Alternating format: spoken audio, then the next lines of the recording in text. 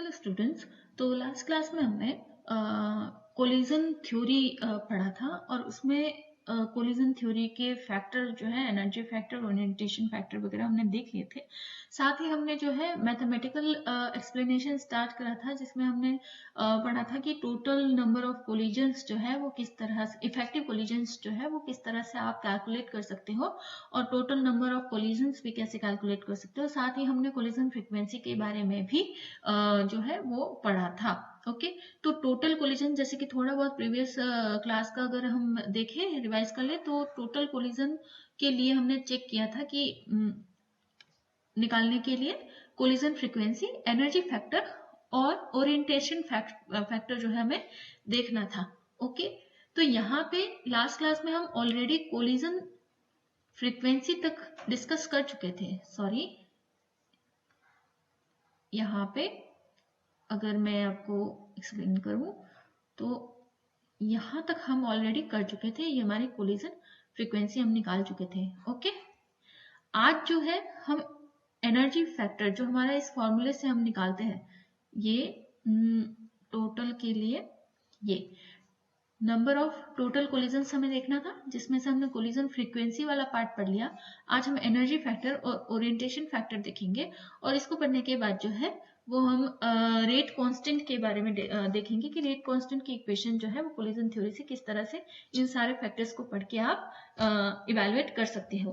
Right, तो चलो second point पे बढ़ते हैं, एनर्जी फैक्टर। ओके, ग्राफ से थोड़ा समझने की कोशिश करते हैं। स्टार्टिंग में देखो, यहाँ पे y एक्सिस पर दे रखा है कोलिजन हैव सफिशिएंट एनर्जी, यानी कि वो कोलिजन्स के नंबर जिनके पास सफिशिएंट एनर्जी है। ठीक है, y एक्सिस पे उसकी वैल्यू दे रखी है। सफिशिएंट एनर्जी कितनी, E A से ज्यादा या फिर E A यानी कि एक्टिवेशन एनर्जी से ज्यादा या फिर उसके बराबर एनर्जी युक्त एटम। ठीक है, x एक्सिस पे दे रखा है आपका एनर्जी का value.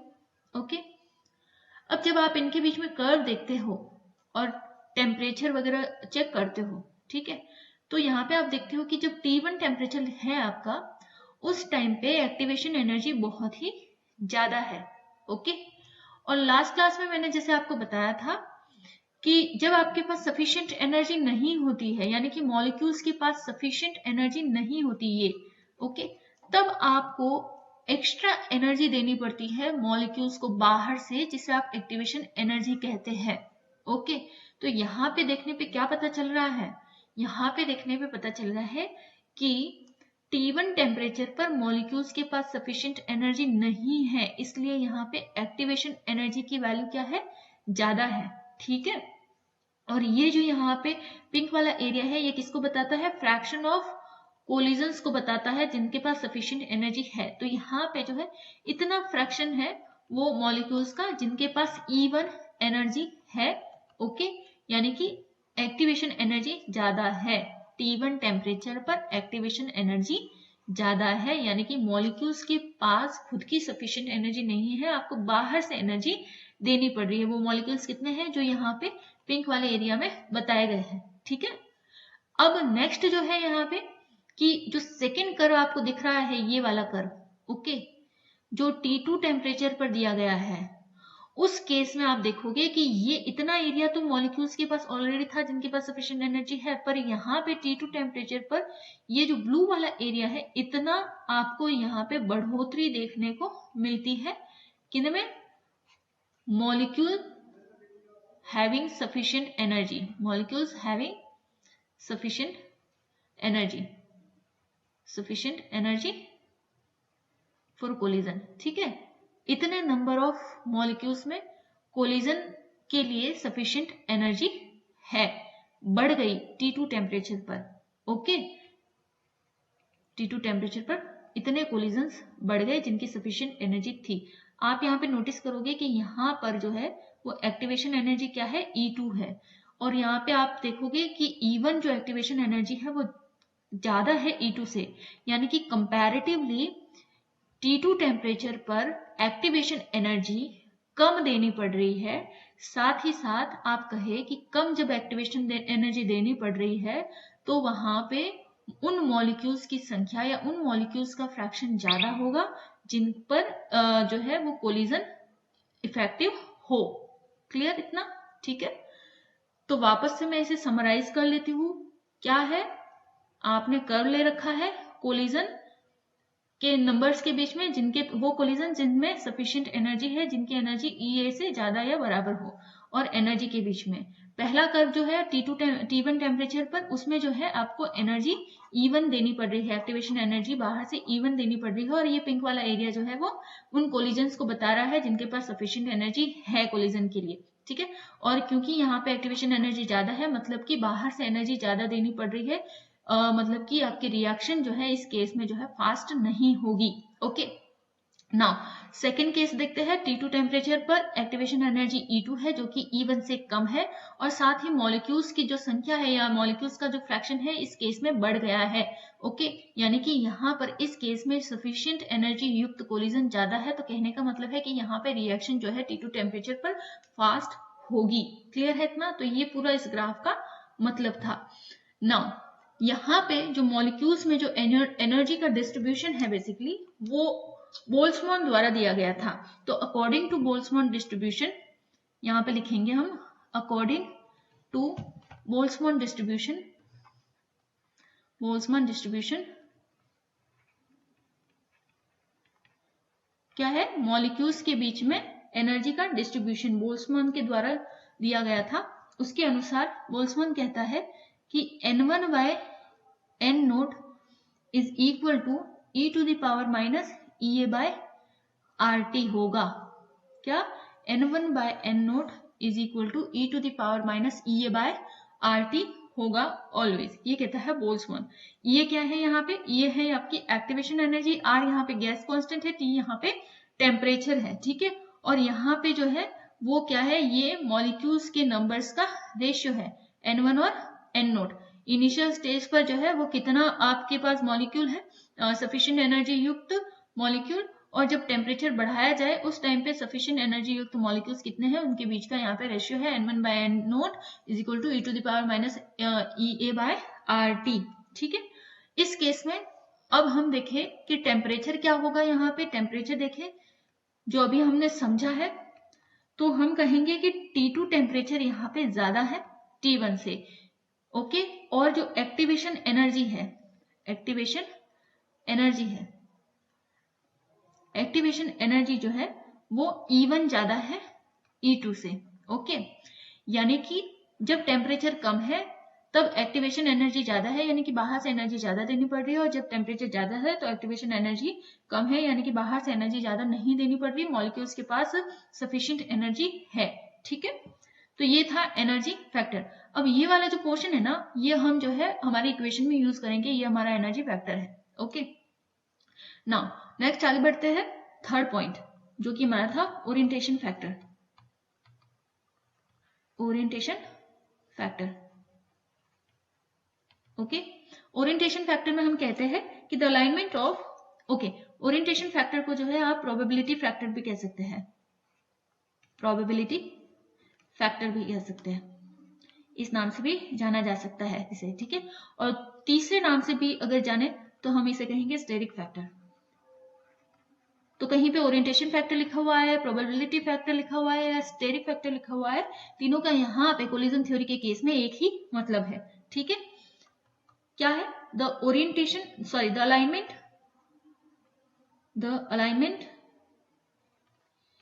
Of atoms, the alignment of atoms in a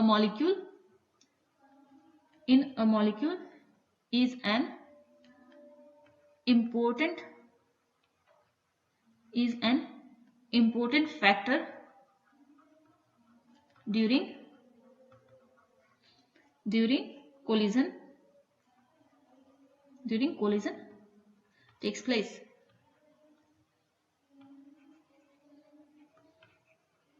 between molecules.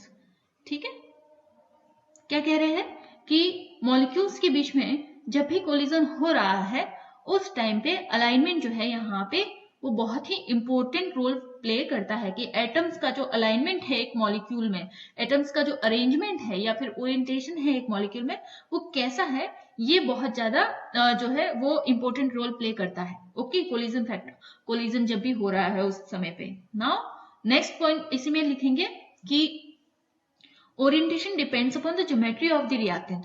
Okay, यहीं पे लिखो कि orientation depends upon the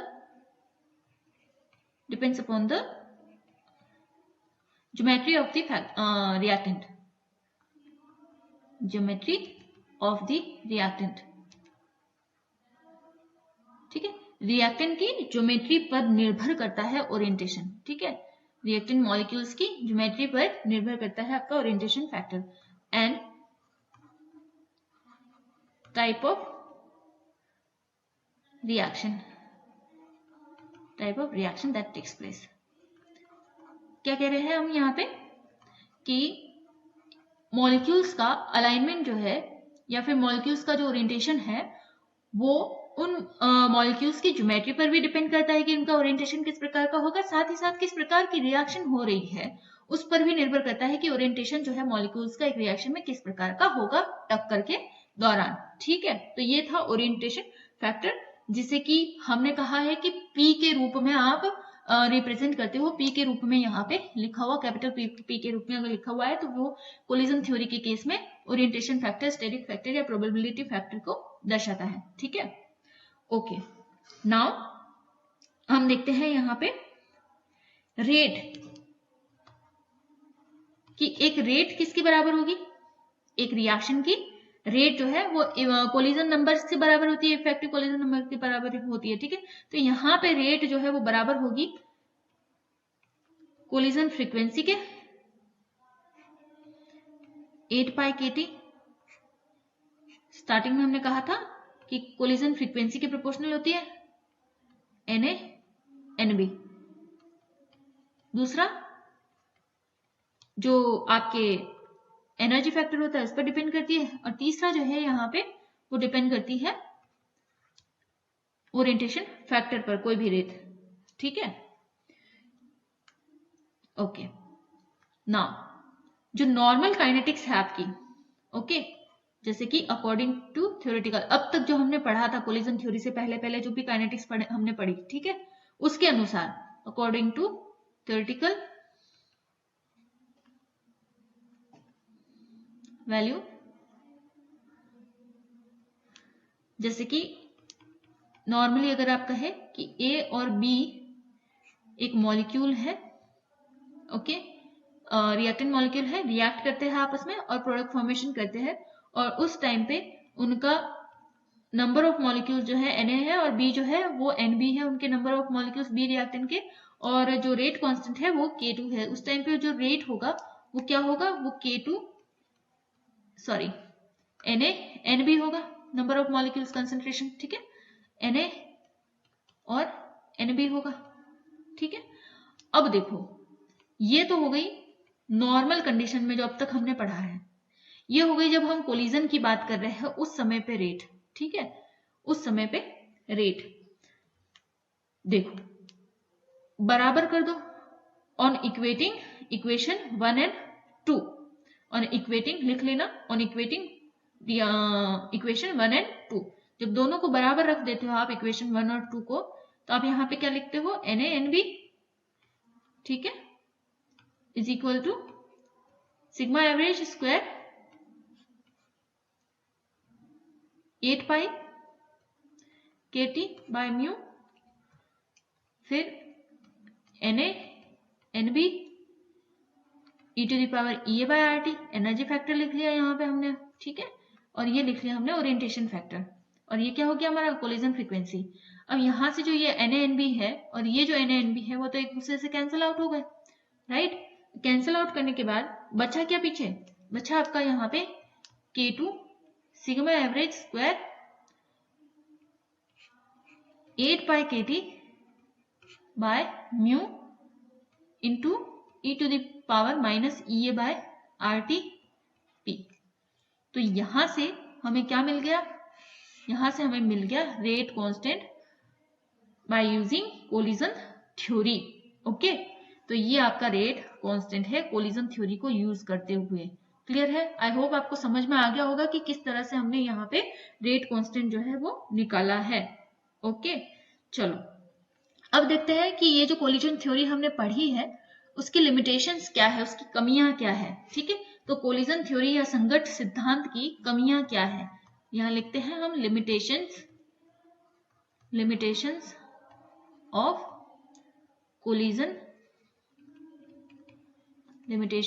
collision theory. Okay, पहली लिमिटेशन क्या है यहाँ पे, फर्स्ट देखते हैं, only applicable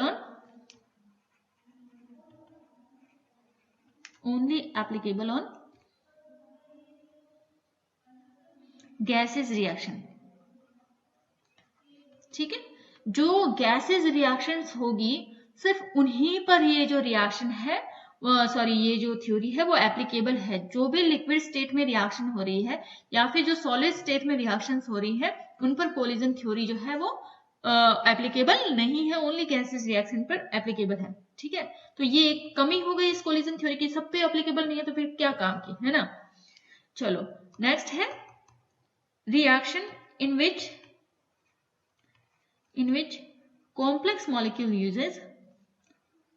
in which complex molecules takes part. There is difference occur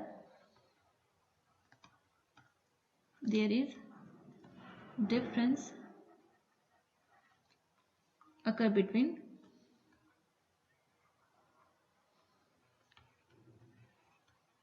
calculated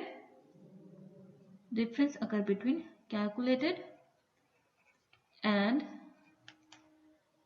experimental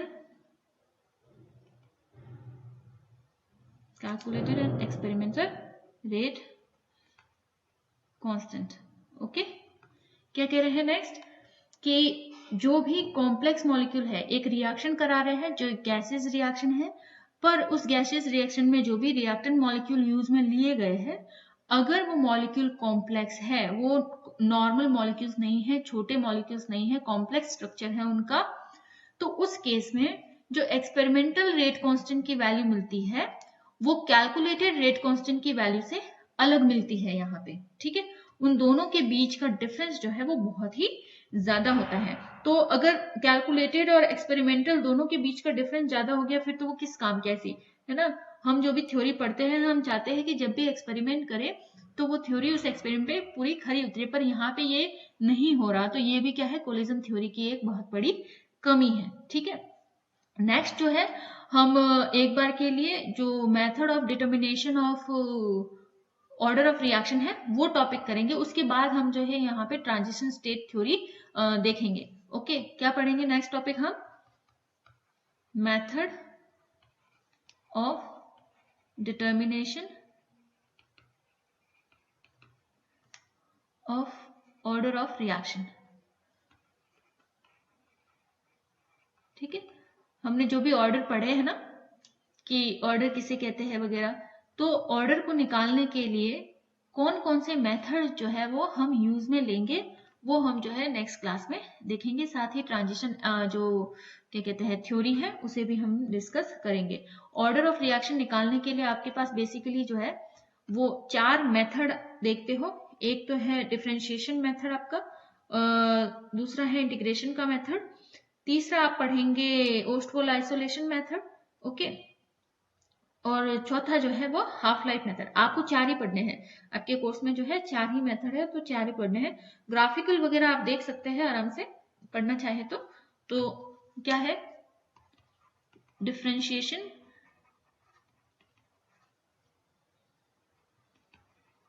differential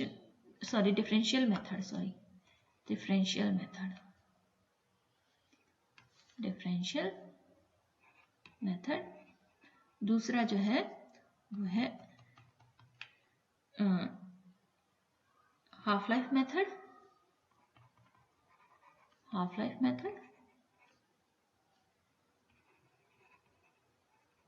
तीसरा यहाँ पे है हमारा इंटीग्रेशन मेथड, या फिर इस मेथड को आप हिट एंड ट्रायल भी कहते हैं, हिट एंड ट्रायल। अब हिट एंड ट्रायल क्यों कहते हैं उसे हम जब पढ़ेंगे तब देखेंगे कि इसे हिट एंड ट्रायल मेथड क्यों कहते हैं, है ना। नेक्स्ट है last Ostwald isolation method, isolation method. ठीक है, ये चारों मेथड जो है हम डिस्कस करेंगे नेक्स्ट क्लास में, राइट। आज की क्लास में इतना ही, थैंक यू।